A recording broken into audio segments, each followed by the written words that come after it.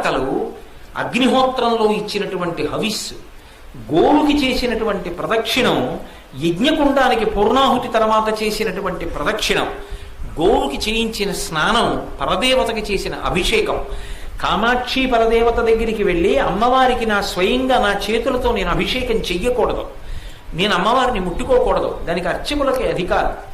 కానీ ఒక గోవు మీద నేను కానీ నీళ్లు పోసి దాని ఒళ్ళు కడిగితే దాని చేత ఆ పరదేవతకి నేను అభిషేకం చేశాను అని నా ఖాతాలో వేస్తారు. అమంత్రకం, మంత్రం లేకుండా నీళ్లు పోస్తే గోవుకి, వీడు ఇవాళ కామాక్షి అమ్మవారి అభిషేకం చేశాడు వెళ్ళి అని కాదు.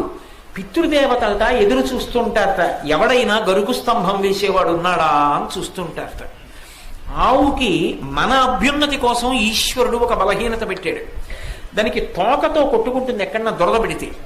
నిజంగా తోక తగిలితే కర్ర పెట్టి కొట్టినట్టు ఉంటుంది, అలా కొడుతుంది.